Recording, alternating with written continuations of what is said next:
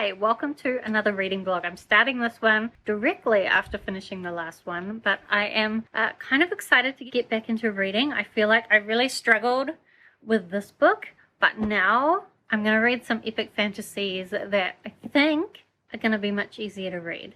So, I've got a couple of things. First one, which I actually already started listening to the audiobook of last night when I went for a walk. Going for a walk is also helping me to feel more positive about life.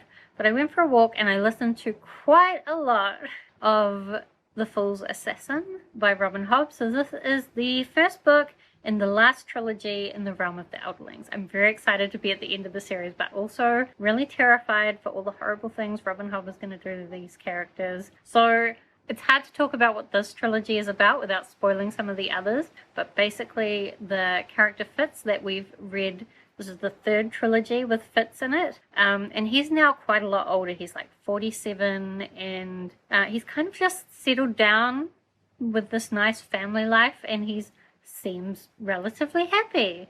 But of course, that's not going to last. So his love interest is struggling quite a lot with different health issues. As well, there's this baby that has come along that wasn't particularly expected. I feel like we're going to learn a lot more about the magic that the Fool was involved in the first book, which is an element that hasn't really been explored in the series yet, so I'm excited to see what more we're going to learn there.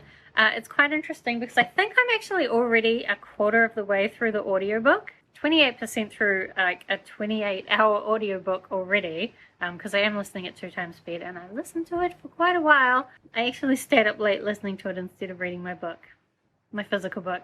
Even though so far not much has really happened, it's all just kind of this domestic scene. But I love the way that Robin Hobb kind of sets it up, and because you know you've read all these books, if you're reading this book, you've read all these books before and formed kind of this emotional relationship with Fitz. It's really nice to just be spending time with him. I like that he's older. I find kind of this experience of having your partner having health issues when you're older, it's so realistic, and I'm getting older. I feel like the older you get, the more this would hit home for you. Definitely almost teared up a bit already. Also, I really like how Fitz is starting to mature. So there's some bits where he is self-aware enough to kind of see his natural reactions to things and how bad they are. So he has a tendency to sulk and keep secrets and go off by himself, and he's changing that a bit, and he's being forced to look at that, and I'm really enjoying that added maturity to the character. So I'm ready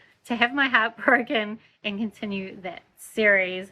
I feel like once I read that first one, I'm just gonna want to read the whole series, but that's good because I'm trying to finish series this year. The other one that I have is this one, so it is The Broken Eye by Brent. It's the third book in the Lightbringer series.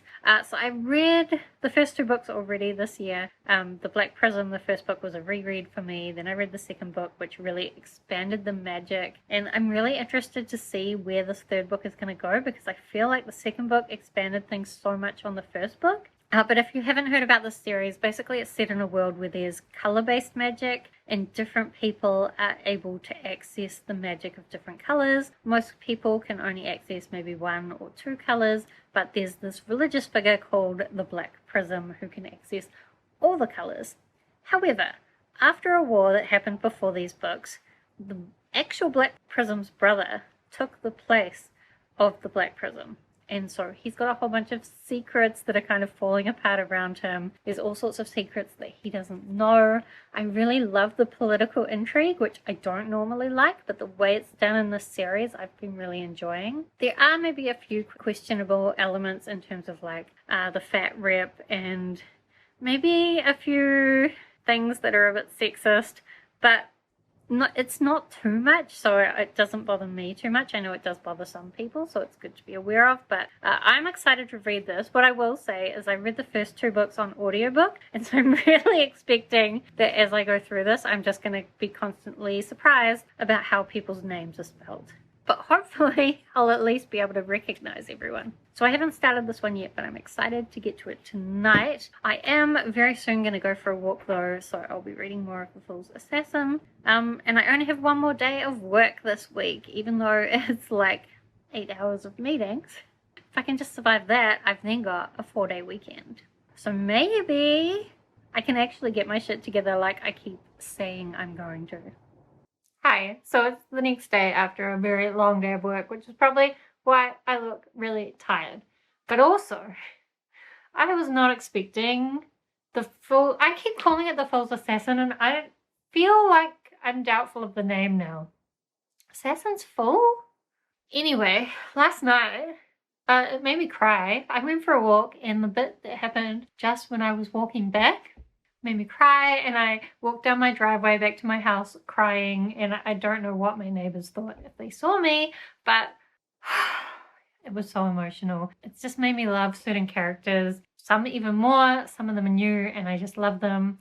We actually got a new perspective character. So I had seen that there were 2 narrators on the audiobook, but I hadn't put it together. And then when we got the second perspective, I was like, oh, this is everything I needed. I was so excited about it. And I can't talk about any of it because it's all spoilers, but it's such an emotionally traumatic story, but also I just love all the characters. They're trying their best, and I just think Robin Hobb's genius is that she makes you feel like these characters are so real, and so when you're following along with their journey, you just can't help but fall in love with them and like care about them.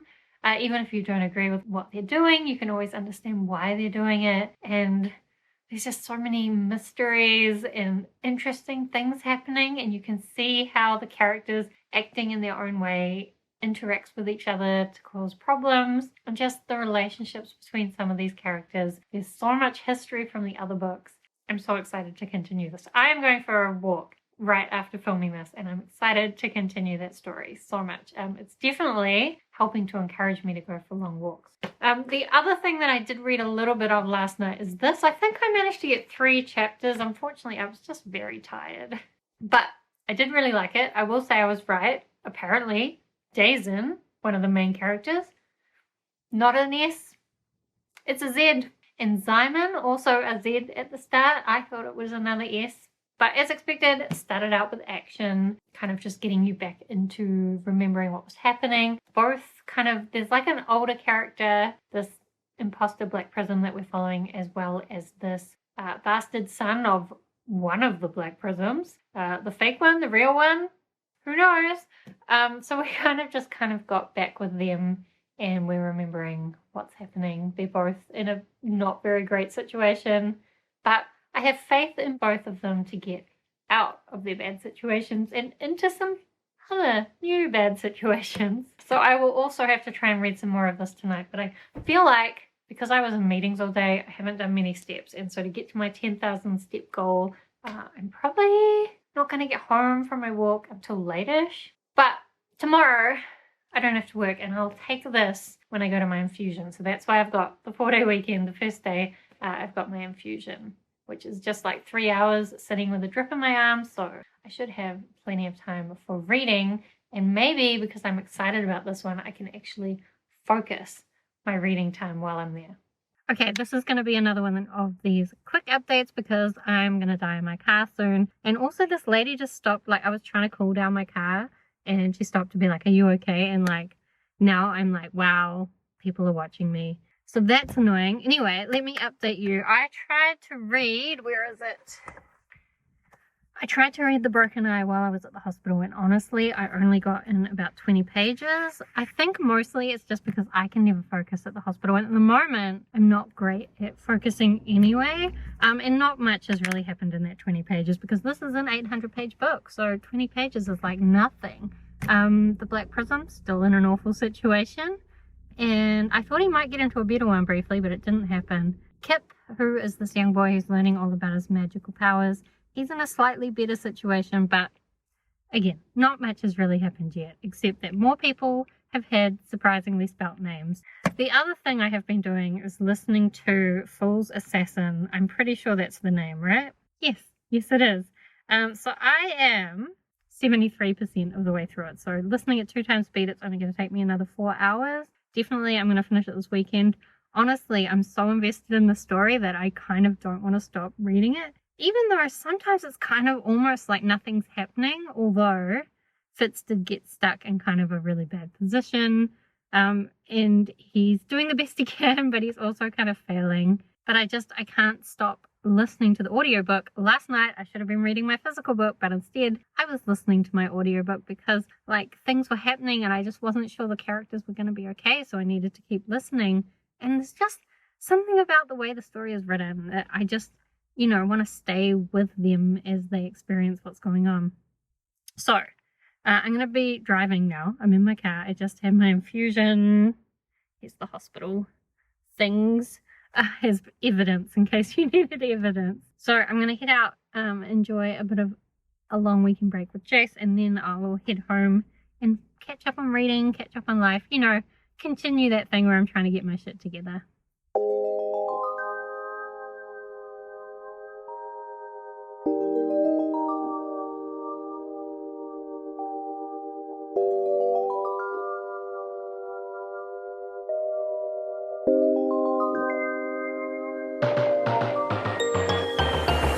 Chasing one another, getting lost in another summer. Never wanted it to end. Now I'm losing all my friends. I'm reminded of the pain when I'm on the interstate, me and the moon, and we think of you.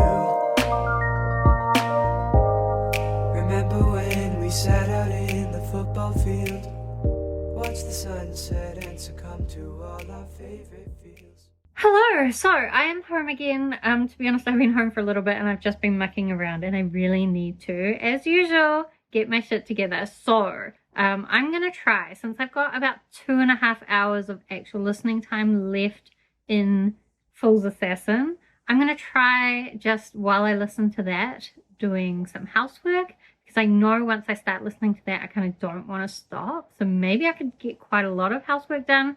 I'm going to do the thing that I think I learned from Wheezy Waiter, which is where you kind of like just spend 10 minutes in a room. And usually you can actually make quite a lot of progress in 10 minutes and it feels quite nice. So I'm going to do it that way. And like 10 minutes in a room doesn't feel too overwhelming as well. And so hopefully I can finish Fool's Assassin. And I guess I need to try and make some more progress on The Broken Eye as well, because it's 800 pages and I'm only like 40 pages in.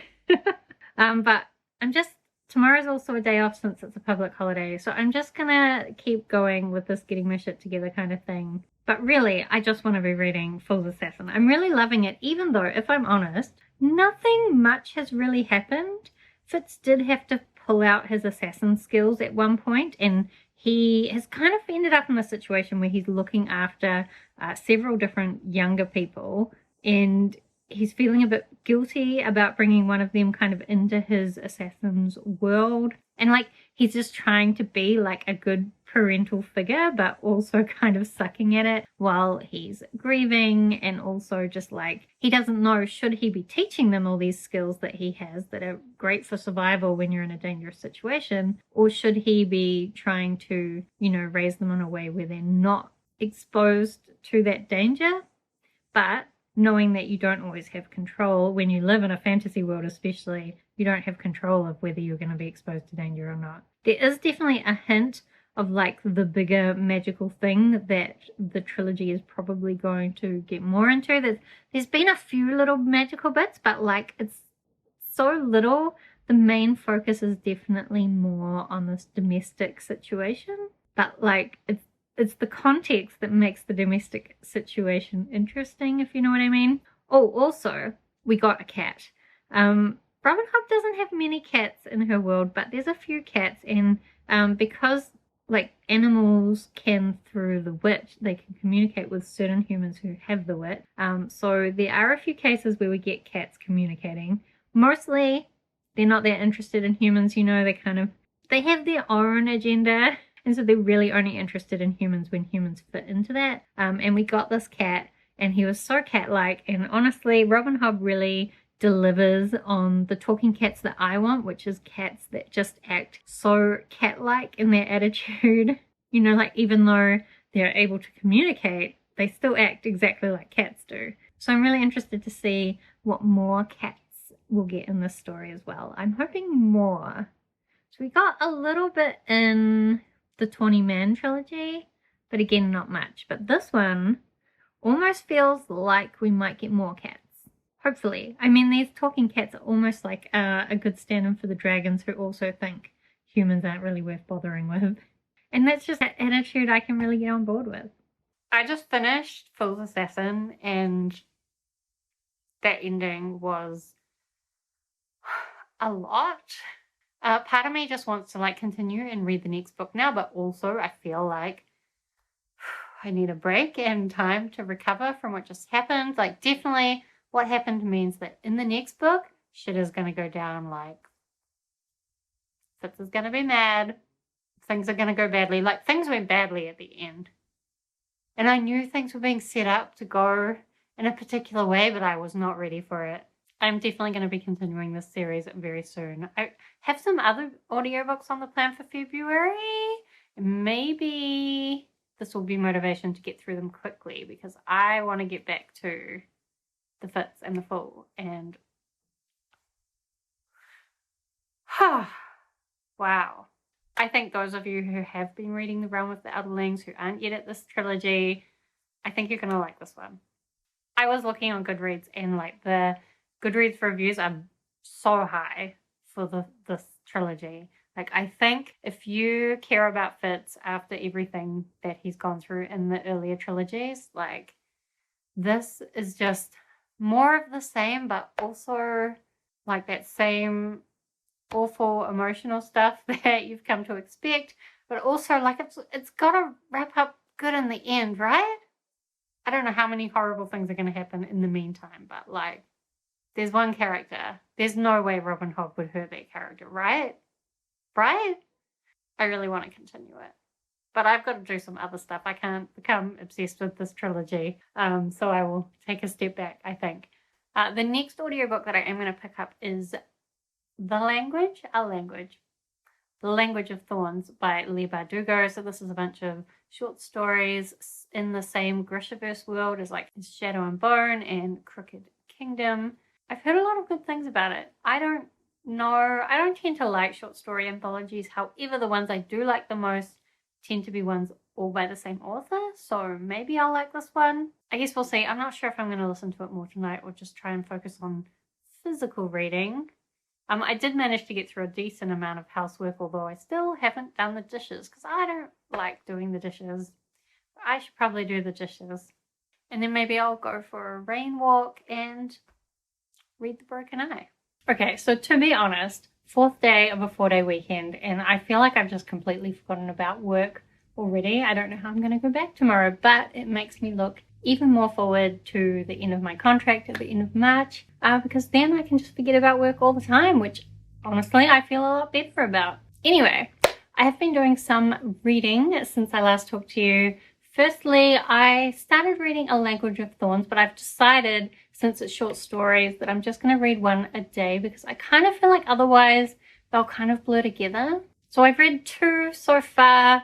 One kind of was like a Minotaur retelling. So we had this awful beast born to royalty and he's been stuck in a maze, and then there's this other girl who also has problems and fairy tale stuff happens. She ends up telling him stories and also like twisting things to take advantage of the beast and the king.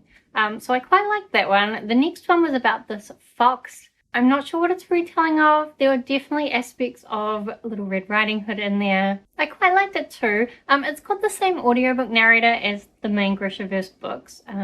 So it's kind of weird. It's like got this Russian accent, and I really need to look up whether it's like a genuine Russian accent or a fake Russian accent. But it does kind of give all the stories a certain feel. I do think also some of these short stories are referenced in the main books, but it's been a while since I read the main book, so I'm not sure about that. I don't remember the connections, but I don't think it matters. I'm enjoying the stories so far. But also, since I'm only reading one of those stories every day, then I was like, what other audiobook am I going to read? Because the other audiobooks that I want to read this month aren't quite coming through from the library yet. They're very close, but not yet. So what I decided to pick up is The Dark Descent of Elizabeth Frankenstein. I have seen some people that absolutely hate this book, but also some people who really loved it. I think Books and Lala mentioned it recently and she really enjoyed it, more as like a character study. So it's been a while since I read Frankenstein, but I believe Elizabeth Frankenstein was basically adopted by the family to be Victor Frankenstein's friend and then eventually marry him, and she had to deal with the fact that he kind of goes a bit off track with what he's doing, and she's kind of like this good influence on him. So far The Dark Descent of Elizabeth Frankenstein is just Elizabeth and her governess Justine have gone to try and get Victor, who's gone off to university, because Elizabeth is concerned that now that Victor's gone off to university, the main family is going to decide that they don't need her anymore and send her back to poverty, I guess, or at least stop paying her, which she can't really afford. So she's trying to work out, what does Victor need from her now? What can she give him? So it's an interesting setup, but I haven't hardly read anything of it yet, so I will keep going with that. The other thing that I've been doing is reading this today. I've actually been walking around while reading it so I can get steps and also get some reading done, which will mean less audiobook time, which is probably fine because I'm ahead on audiobooks. So this, I'm actually really enjoying it.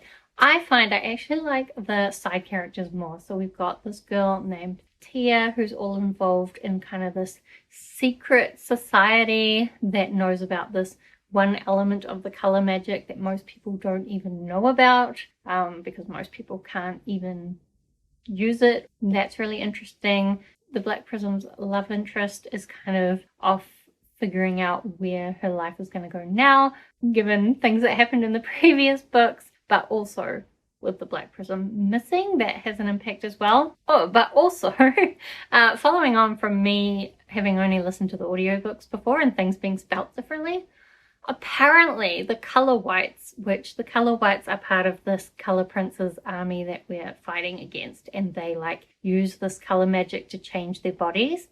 I always thought it was color whites like the color white, but it's actually whites like W-I-G-H-T,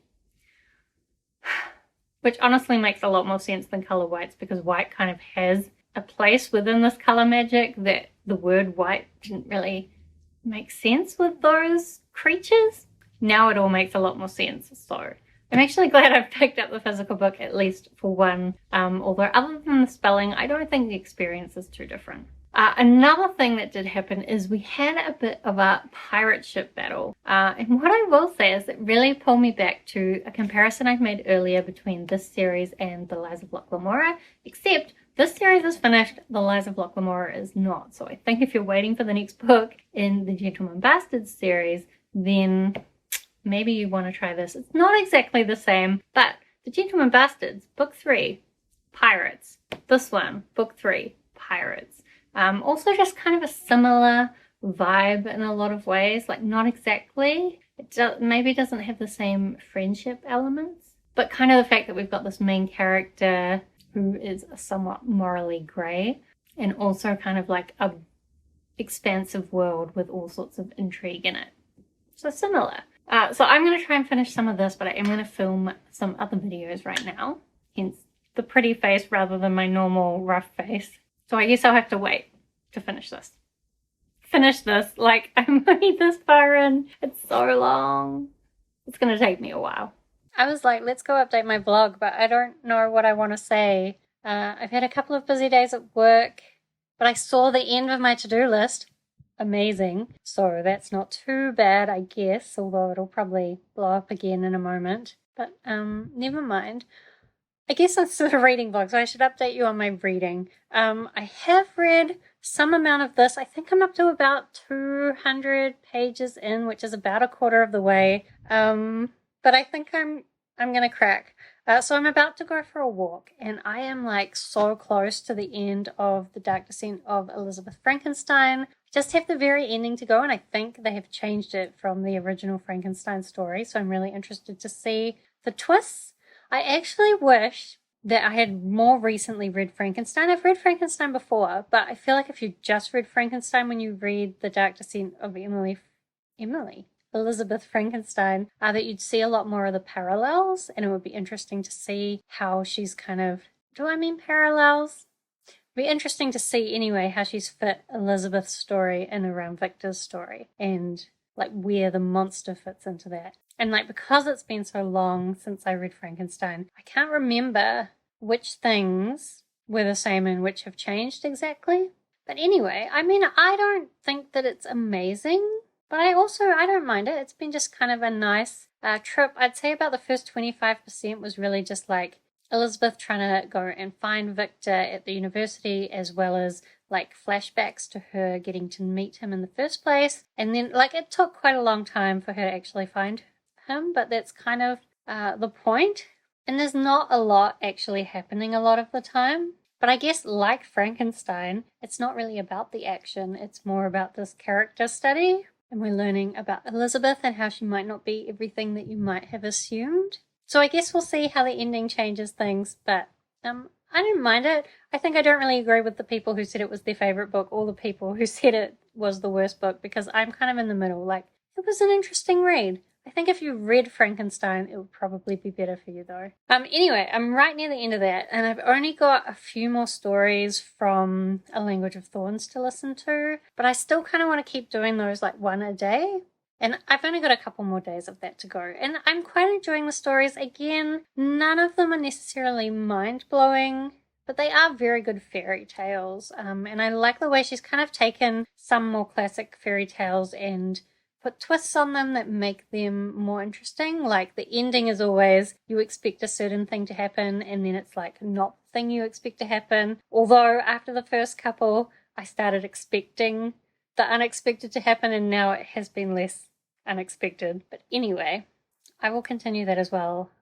I am enjoying it, and I think if you like the Grishaverse, you should definitely read it. So the thing is though, because I am ahead on my audiobook listening at the moment, but I'm behind on my physical book reading, what I need to do is start listening to the audiobook as well. Like, I've been trying to go for walks every day after work, and there is not really very much time when you're working if you also need to do housework and video editing and go for a decent walk, and then it's bedtime and I hardly get any time to like read a physical book. So the fact is, if I could read this while I was walking, that's what I want to do, and the best way to do that is an audiobook. I am glad I read these 200 pages physically, because I think like I learned the spellings and there were just a few more details that I picked up on, but like not a significant amount. And I feel like the physical reading experience is actually very similar to the audiobook. So I guess the audiobook narrator is interpreting things very similarly to me. That might be because I started with the audiobook for the first two books, but regardless, I am going to continue with the audiobook for this, and I'm excited to go for a really long walk and listen to it, which means I get extra exercise. So really, it's the better choice. So I'm going to go for a walk. Oh, one last thing I'll say. This clip, I've recorded it with an external mic. Now, it's possible that means I'll have to delete this clip because it'll be a disaster and the audio won't be any good. But what do you think? Was the audio for this clip better, worse, or no different? Ideally, it would be better, but I kind of suspect that it might be no different or slightly worse. So that's a shame, but we'll see. We'll see. Hello. So I don't remember anymore when I started this vlog, but it's now Sunday afternoon, and I think it might be time to bring this to a close.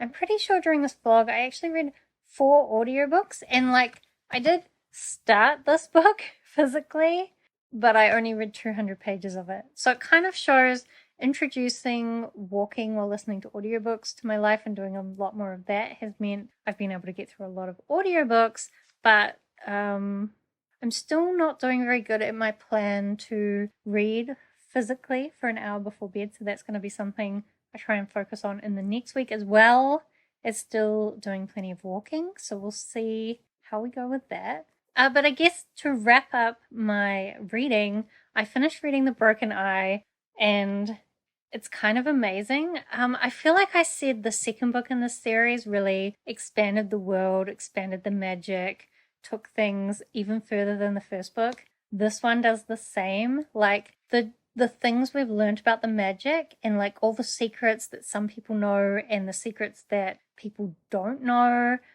secrets that we as the reader don't know yet, but other people clearly know something about. It's just so interesting to try and see how all of it's going to come together, because there's so many different characters we're following now and so many different like intrigues and people with different goals. And like right at the end, some terrible things happened in this, but also some things that were revealed were so unexpected and just like, I don't know what direction it's going to go in next. It has so much potential, and I'm so excited that I've got 2 more books to read in this series because I just think it's going to be really amazing. So I'll be picking up another one of these probably next month. The other things that I finished this vlog, what were they? Oh, Fool's Assassin, which I already told you about. I also love that. So that's 2 wins. The other 2 I read, let's talk about the one I liked least last. So firstly, I'll talk about A Language of Thorns. I finished it. I was a bit confused by the last 2 chapters because I thought it was going to be 2 stories, but it was actually 2 parts of the same story. So after the first part, I was like, what? What kind of ending was that? Because it was not an ending. But it made a lot more sense once I realized it was 2 parts of the same story. And it was kind of like a Little Mermaid retelling, but from Ursula's point of view, but like with all this Grishaverse type mythology around it. I do think these were really great. Like, I don't know that they're technically like retellings of fairy tales. They're more like inspired by fairy tales. But I thought Leigh Bardugo was quite clever with the way she changed the stories, and they're just nice. I just think with short stories, I never get quite as much as I'm wanting. So like compared to an amazing epic fantasy like this where there's so much going on, how could a short story ever be like as surprising or as engaging as this? None of them were. So like it was good. I think a lot of people will like it, but honestly, probably pretty forgettable for me, unfortunately. The other thing that I read was The Dark Descent of Elizabeth Frankenstein. So I was saying, you know, like it's fine. I don't see why people would be putting it on their worst of list. And I think the reason that it turned me and that I don't like it is maybe something specific to me. And maybe this is why some people don't mind it and some people hate it. I feel like what happened in that last hour of the audiobook, or I guess it was the last 2 hours because I was listening on 2 times speed, but what happened in that last hour basically undid everything that I liked about Frankenstein. And I don't really understand, because in the afterward, the author, Kiersten, who I've read stuff that I like by her, but she talked about how one of the great things about Frankenstein was not the answers that it gives, but the questions that it asked. And yet, I feel like the way that she ruined it was by trying to answer questions that the original book asked. Like, I didn't like it. Actually, I was going for a walk and I was really mad about it. I was like stomping up the road. So, yeah, I don't know why she felt the need to do that. I don't feel like it added anything to the story. I think you could have taken that aspect out and the story would have been fine the way it was. And I would have ended it and I would have been like, oh, what a fine story. Instead of being like, wow, what a stupid story that just shits on the whole concept of Frankenstein. And I think for me, that's what, like, if you're going to expand on the story of Frankenstein, you should also be expanding on the philosophy of it, not just the story itself. Because so much of Frankenstein is about this philosophy and the things that the monster is thinking. Admittedly, I haven't read Frankenstein in a long time, but I'm pretty sure my memory of these aspects are right. Maybe I need to reread Frankenstein and maybe it would make me less angry.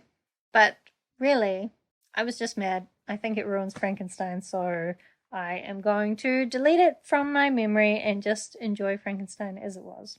So, overall, I think it was a fairly successful reading time. I would say week, but I don't know how long this vlog has been. I read a couple of things that I really loved. I read a couple of things that maybe weren't my favorite, but like most of the reading experience was fine and it kept me entertained while I was walking. So, not too bad. I also managed to get a little bit less stressed at work, so that's good because I've only got 7 more weeks of work and then I'm letting it all go. So anyway, thank you for hanging out with me during this vlog. Do let me know if you've read any of the books that I read in this vlog, because I would love to talk with you about them more down in the comments. Otherwise, I hope that you're doing well, and I will see you next time.